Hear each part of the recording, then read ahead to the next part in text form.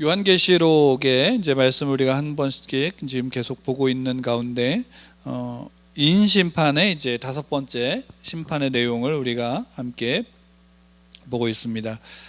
앞에서 이제 봤던 4가지 심판은 서로 이어져 있죠. 그러니까 물리적인 세상 속의 실제적인 심판의 모습들, 특히나 이제 전쟁을 통해서 비유되어진 또는 기근을 통해서 또는 그 안에 사망이 이제 지배하는 그 세상의 이제 모습들의 참혹함과 그 모습을 통해서 심판의 현실을 이제 보여주고 있고, 또 하나님의 심판이 어떠한지에 대해서 함께 이제 우리가 첫 번째부터 4번째 심판까지 함께 이제 나누었습니다. 그 다음에 5번째, 6번째, 7번째 심판이 있는데, 그 심판 또한 이제 서로 연관이 있지만, 특별히 이제 오늘 보는 5번째 인심판의 내용 같은 경우에는 실제적으로 어떤 심판의 내용들이 기록되어져 있지는 않습니다. 그러니까 이 5번째 심판을 보면 3절로 이제 쓰여져 있지만, 어떻게 그 내용들이 되어져 있냐면 이제 순교자들을 소개하고 있어요. 그래서 죽임을 당한 영혼들이 제단 아래에 있어라고 이제 9절에 기록하면서 이제 순교를 당한 이들, 순교자들을 소개하고, 또 10절은 이제 그들의 기도, 그들의 신원을 이제 함께 이야기를 하면서 11절에는 이제 그들의 그 기도에 대한 하나님의 응답을 이제 이야기를 하고 있습니다. 그러니까 어떻게 본다면 이 5번째 인심판은 실제적인 심판의 내용이 기록되어져 있기보다는 순교자들의 기도와 또 그 순교자들을 통한 하나님의 응답 속에서 그 소위 말한다면 이 세상 속에 살아가는 이들이 믿음을 지키고 신앙을 지킴으로 말미암아 순교를 당한 이들에 대해서 어떻게 되냐면 그 세상이 그러면 마땅히 심판을 당하는 것이 당연하다라는 것을 5번째 인심판에서 그것을 보여주고 있는 것입니다. 그래서 우리가 이제 보통 그러면 순교자들은 누군가, 어떤 사람이 순교자들인가 라고 한다면 보통 우리가 생각하는 순교자들은 어떤 사람인가요? 보통 이제 믿음을 지키고 또 그런 말미암아 목숨을 잃은 이들을 이제 순교자라고 이제 보통을 칭하게 되죠. 9절을 보면 여기에 그 순교자들이 어떤 자들이 순교자들인지에 대한 정의가 9절에 이제 나오고 있는데, 우리 9절 말씀을 우리 함께 다시 한번 읽어보도록 하겠습니다. 9절 말씀입니다. 시작. 5째 인을 떼실 때에 내가 보니 하나님의 말씀과 그들이 가진 증거로 말미암아 죽임을 당한 영혼들이 제단 아래에 있어. 그러니까 여기에 지금 순교를 당한 이들을 이야기하는데, 그 순교당한 이들이 누구냐?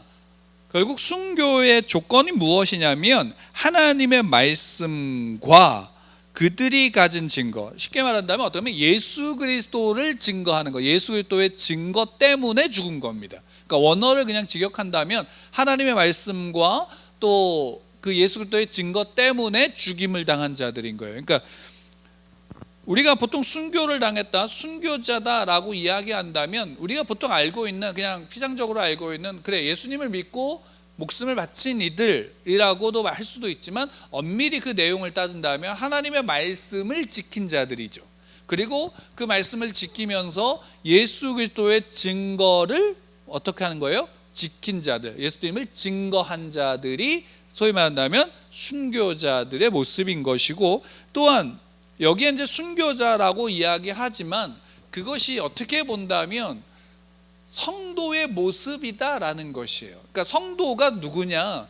그러면 순교의 각오, 순교자의 마음과 순교의 각오를 가지고 하나님의 말씀을 지키며 그 말씀 속에서 예수 그리스도를 증거하는 자들이 또한 누구예요? 성도라는 사실입니다. 그러니까 여기 본문에 순교자들이라고 표현되어져 있지만 이것은 어떻게 보면 다르게 이야기한다면 성도로서 이야기할 수 있고, 우리가 이제 추후에 또 보겠지만 이 인심판 다음에 6번째 인심판 다음에 중간에 삽입되어지는 장이 하나가 있는데, 우리가 이제 아는 7장이 바로 삽입되어지는 거예요. 그래서 마지막 7번째 심판이 어디로 가냐면 8장 1절부터 시작되어지게 되거든요. 그러면 그 7장에는 어떤 내용이 담겨져 있냐면 우리가 잘 아는 14만 4천 명과 셀 수 없는 무리의 성도들을 이제 이야기한다면 바로 그들과 그것과 연관되어져서 이 순교자들을 우리가 볼 수 있는 겁니다.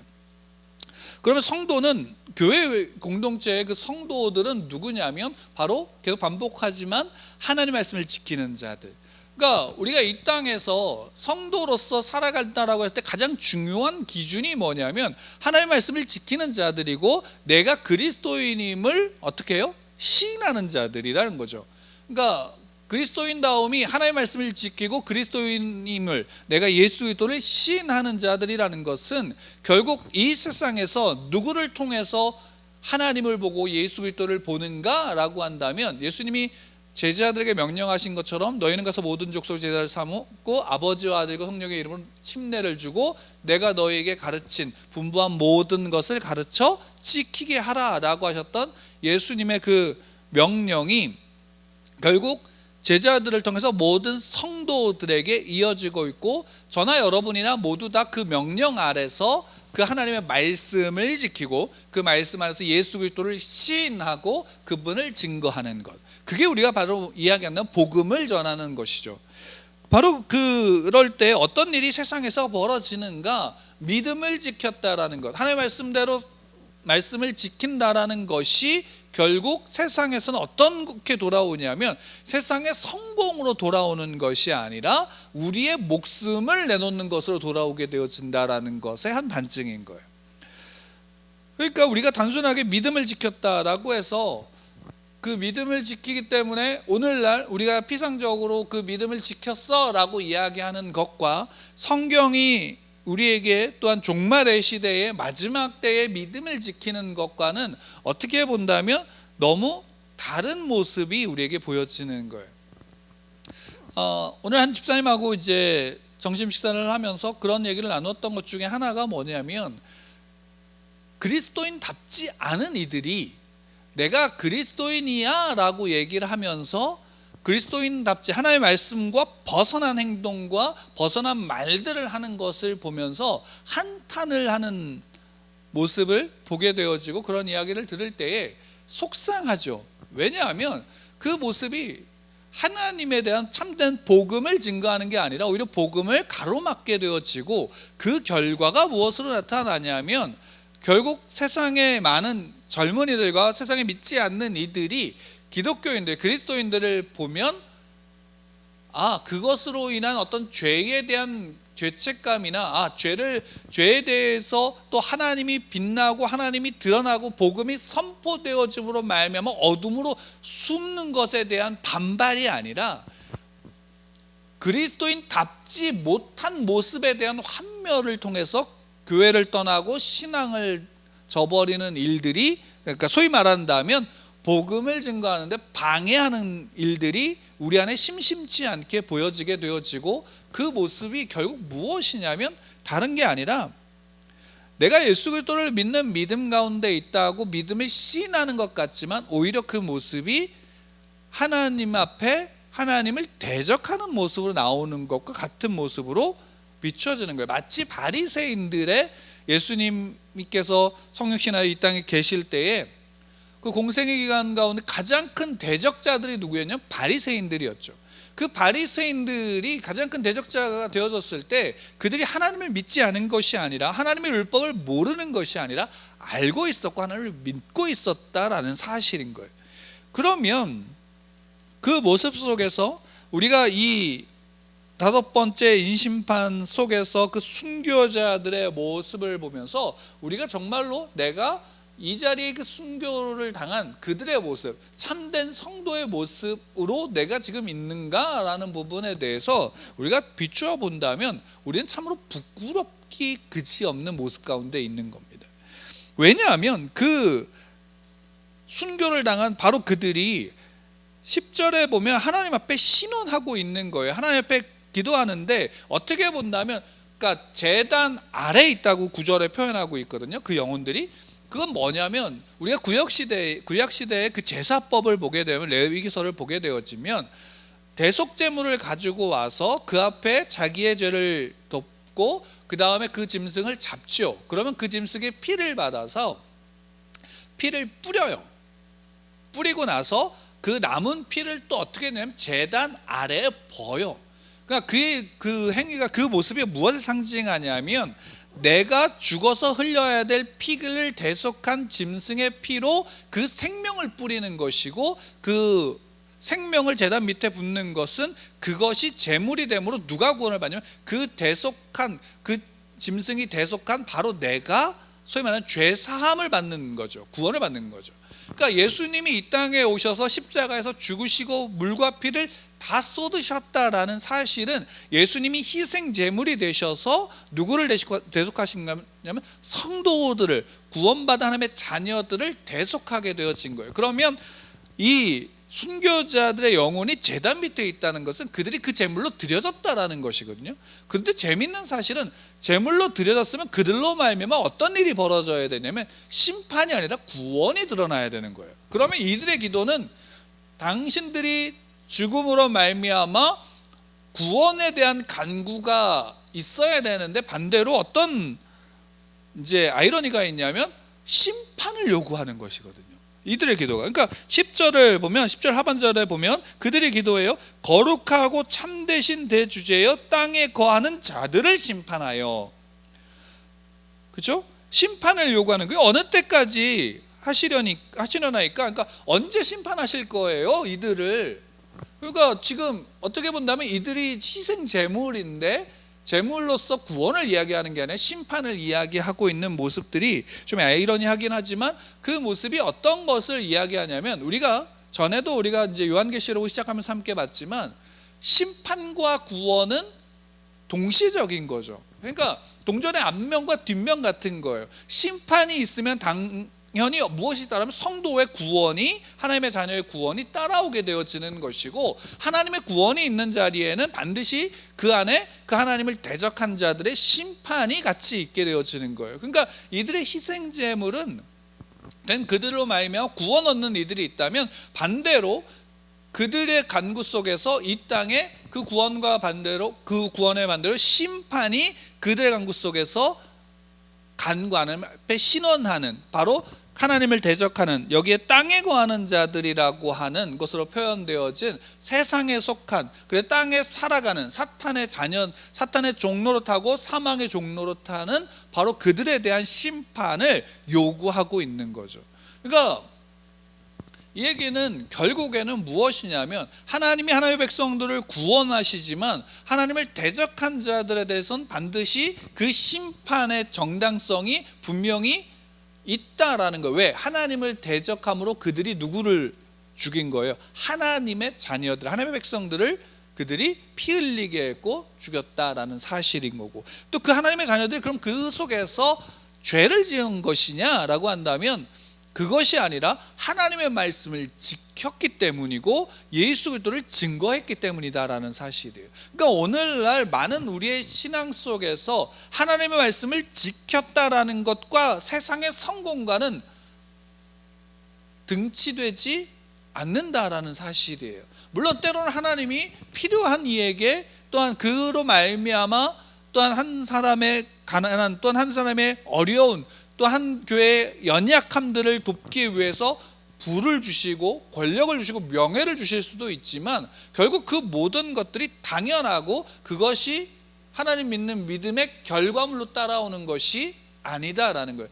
반드시 우리가 기억해야 될 것은 세상은 하나님을 대적한다라는 것이고, 당연히 하나님의 말씀을 온전히 지키는 자들과 예수 그리스도를 시인하여 믿음을 지키고 증거하는 자들은 세상으로부터 어떻게 하냐면 대적으로, 세상의 대적으로서 세상으로부터 핍박과 환난을 받게 되어지는 것이 그 모습 가운데 있는 겁니다.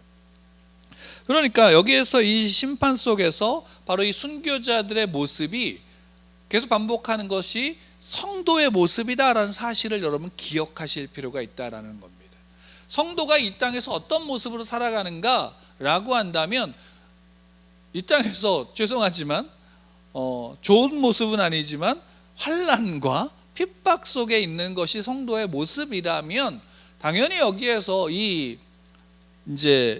순교자들의 기도 속에서 우리가 한 가지 알 수 있는 게 뭐냐면, 이들이 누구에게 기도하고 있냐면 거룩하고 참되신, 그러니까 세상을 창조하신 바로 그 거룩하신 하나님. 근데 참되다라는 것은 인간의 손으로 만들지 않은 거짓된 신이 아니라 참된 신, 바로 그분이 누구야? 대주제요. 이 모든 세상의 주권과 절대적인 권리를 가지신 바로 그 하나님이시다. 그 하나님께 지금 기도하고 있다라는 사실 속에서 지금 우리 성도들이 가지고 있는 가장 큰 능력이 뭐냐면, 내가 믿고 내가 간구하는 분이 누구냐라는 거예요. 내가 간구할 수 있는, 내가 정말로 믿음으로 간구할 수 있는 분은 대주제, 거룩하고 참되신 대주제이신 하나님이다라는 사실을 우리가 본문을 통해서 보고 기억할 필요가 있어요. 근데 놀라운 건 뭐냐면, 하나님이 그들의 기도를 응답하신다라는 거죠. 그리고 그들의 기도를 응답하실 때 중요한 거는 뭐냐면, 그 기도를 응답하시면서 그 기도를 통해서, 예를 들어서 본문에서는 심판을 요구한다면, 하나님 당연히 성도들의 기도를 통해서 그 심판을 어떻게 해요? 완성해 가시는 거예요.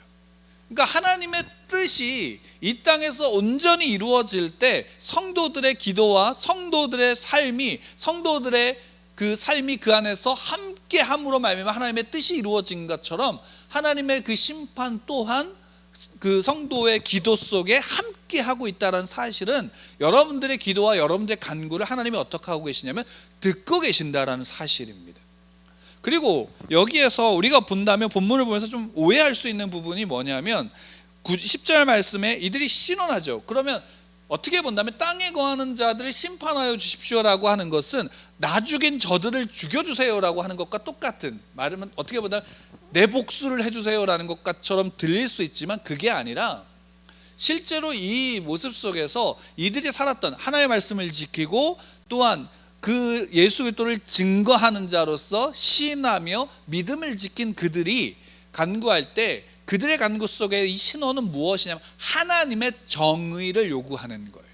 그러니까 우리가 하나님 앞에 심판을 성도가 하나님 앞에 심판을 요구하는 건 뭐냐면 하나님의 정의고, 이것은 개인의 어떤 복수와 개인의 관계 속에서가 아니라 하나님의 뜻과 하나님의 하나님 되심에 반한, 하나님을 대적하는 자들에 대한 심판을 요구하는 부분인 거죠.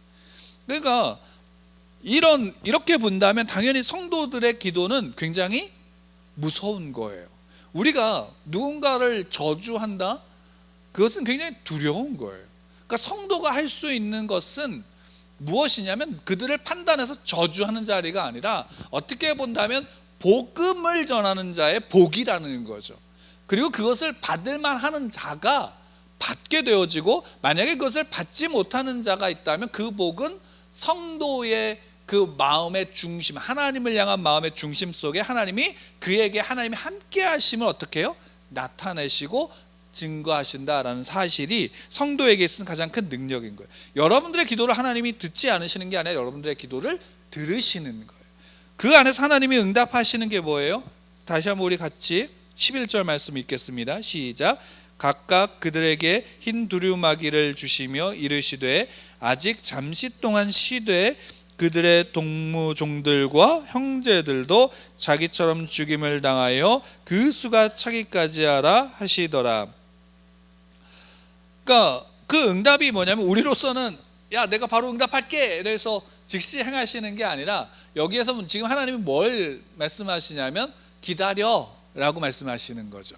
근데 그 안에서 기다려서 어떻게 하냐면 그 수가 차기까지 하라라고 하는 것은, 그 앞에 동무종들과 형제들도 그 순교자들의 그 영혼이 차기까지, 그러니까 소위 말한다면 성도의 수가, 우리가 이제 7장을 나중에 보겠지만 좀 끌어온다면 7장의 성도의 수가 차기까지 기다려야 되는, 그 온전한 심판은 그 수가 찬 다음에 어떻게 되어지는 거예요?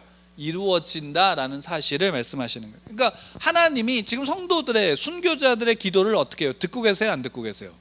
듣고 계시는 거예요. 그래도 그 응답하시는 거죠. 그래 지금 할게, 너 아니야, 그거 아니야 라는 것과, 또한 기다려, 그러면 내가 그것을 이룰 거야, 때가 됐을 때 이룰 거야 라는 부분에서 하나님은 성도들의 기도 속에서 그 심판을 어떻게 하면 이끌어 가시고 완성시키시는 가운데 성도들의 기도를 듣고 성도들에게 이제 응답하심으로 말미암아 무엇하는 거냐면 기다리게 하시는 거죠. 그 때가 찰 때, 그 수가 찰 때까지 기다리게 하심으로 말미암아 하나님의 뜻이 온전하게 이루어질 수 있도록 하나님께서 역사하시고 계시는데, 거기에 한 가지 이제 11절 상반절에 보면 그들에게 흰 두루마기를 주셨다라고 되어져 있어요. 그들에게, 그 영혼들에게 흰 두루마기를 주셨다. 그러니까 이건 어떤 거냐면, 우리가 알다시피 흰 옷을 입은 자들은 구원을 받은 성도들이 흰 옷을 입죠.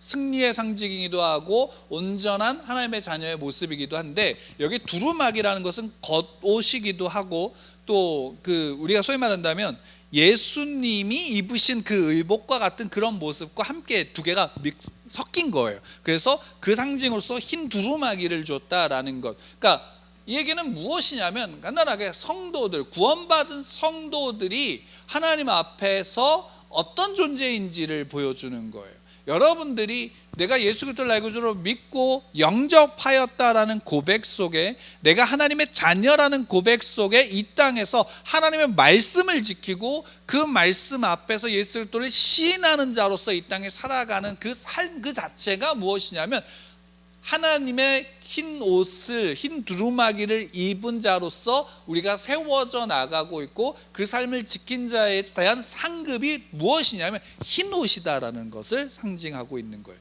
그러니까 이 말씀도 어떻게 본다면 그 환상으로 지금 요한이 보고 있지만, 그 모습들이 단순하게 거기에 그럼 이제 그 제단의 어떤 영혼들이 막 뒤섞고 있는 그런 모습으로서가, 어떤 실제적인 그런 모습으로서가 아니라, 실제로 하나하나의 상징 속에서 그 의미가 우리의 성도들에게서 무엇인지, 성도라는 존재가 이 땅에서 어떤 존재인지를 함께 내포하고 있고, 그들의 삶은 결국 하나님의 말씀을 지키는 것과 예수 그리스도를 증거하고 시인하는 삶으로서 함께 이루어지고 있다라는 사실이에요. 그래서 결국 이 땅에서 성도들이 이 심판의 시대를 어떻게 살아가는가라고 한다면, 그 흰 옷, 흰 두루마기가 상징하는 것처럼 예수님을 사람들 앞에서 시인하여 순결하고 거룩한 삶을 살았다라는 것이에요. 그리고 그것을 하나님이 어떻게 하느냐면 그 두루마기를 주심으로 인정하고 계신다라는 사실인 거죠. 여러분들의 삶이 지금 어떠한가? 내가 어떤 더 큰 일을 하지 않았는가? 내가 어떤 결과를 만들어내지 않았는가가 사람들에게 있어서는 중요해요. 왜냐하면 그것으로 말미암아 자기가 스스로를 판단하기도 하고 다른 사람들로부터 판단을 받기도 하죠. 근데 성도들에게 있어서 그것이 어떻게 본다면 인간의 연약함 속에 중요하지 않을 수는 없으나, 더 중요한 것은 뭐냐면 내가 하나님의 인정을 받고 있는가라는 사실이 우리에게는 어떻게 한다면 더 두려움과 떨림으로 다가와야 되는 거예요. 그러니까 기독교가 가지고 있는 가장 큰 구원의 특징 중에 하나가 뭐냐면 은혜죠. 은혜예요. 그러니까 그 은혜가, 내가 은혜로 말미암아 구원을 받았다라는 것이 어떻게 본다면 우리 기독교인들을 굉장히 게으르고 나태하게 만드는 경우도 있어요. 왜? 교리로서 그것을 교리로서 알고 있기 때문에, 교리로서 나 구원받았어, 그래 나 구원받은 걸로, 그래 그것으로 마치 모든 것이 끝난 것과 같은 구원파적인 신앙을 갖게 되어지는 거예요. 근데 실제로는 성경은 우리에게 무엇을 요구하냐면, 너가 구원을 받은 것은 은혜지만 당연히 구원받은 자라면 구원받은 자로서의 마땅한 삶의 실천이 있어야 되는 거예요. 그리고 그 삶의 실천은 무엇으로 이루어지냐면 하나님의 말씀을 지키는 것과 그 예수 그리스도를 시인하고 예수 그리스도를 증거하는 복음을 살아내는 것으로서 어떻게 드러나는 것이고, 그 상징이 무엇이냐면 거룩하고 순결한 삶을 사는 것이에요. 이것이 성도의 삶이고 성도의 삶의 향기가 되어지는 거예요.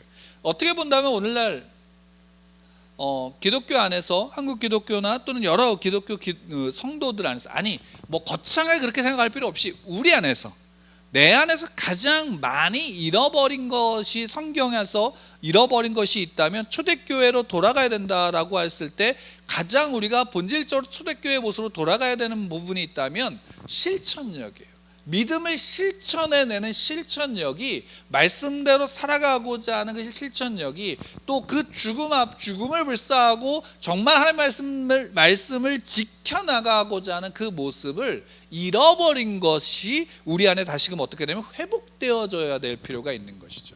말씀대로 살아간다라는 것 쉽지 않은 일이죠.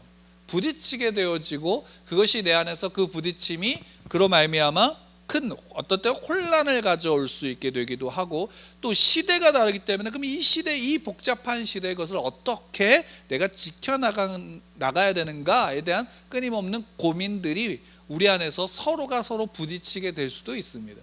그러나 중요한 것은 뭐냐면, 내가 하나님의 말씀대로 살아가고자 그렇게 몸부림치는 그 실천이 내 삶 가운데, 바로 내 삶 가운데 오늘 있다면, 우리는 그것 속에서 무엇을 바라볼 수 있냐면, 과거 속에 있었던 하나님의 은혜와 현재 하나님의 누리고 있는 은혜와 미래에서 하나님께서 주시는 은혜를 어떻게 하냐면 동일하게 누리고 나아갈 수 있게 되어지는 거예요. 성도의 수가 차기까지, 그러니까 성도의 수가 차기까지 이 땅에 살아가는 성도의 삶은 어떨까요? 성도의 수가 차기까지 이 땅에서 성도의 삶은, 죄송하지만 고난의 삶이다라는 사실을 여러분들 기억하시기 바랍니다. 그러니까 우리는 광야예요. 이 땅에서 지금 계속 광야를 살아가고 있다라는 사실을 기억하는데, 그 광야에는 하나님의 구름기둥과 불기둥이 있고, 메추라기가 있고, 또한 반석에서 샘이 나는 물이 있고, 또한 그 속에서는 만나가 있다라는 사실, 그 모든 것이 상징하고 있는 것 한 가지는 뭐냐면, 하나님이 함께 동행하고 계신다는 사실을 믿으시기 바랍니다. 그것이 심판의 시대를 살아가는 성도의 삶이에요. 그리고 이 시대에 우리에게 요구되는 것이 있다면, 믿음으로 말미암은 실천이 한편으로는 필요하다라는 사실을 여러분 기억하시기를 바랍니다. 그 은혜 속에 그 하나님으로부터 받는 은혜를 누리시고, 그 은혜 속에 이 시대를 내가 어떻게 살아갈 것인가를 고민하고, 또 그 지혜를 달라고 함께 우리가 기도하기를 원합니다. 여러분들 삶 가운데 하나님이 함께 하심을 믿으시고 나아가는 여러분 되기를 간절히 축원합니다.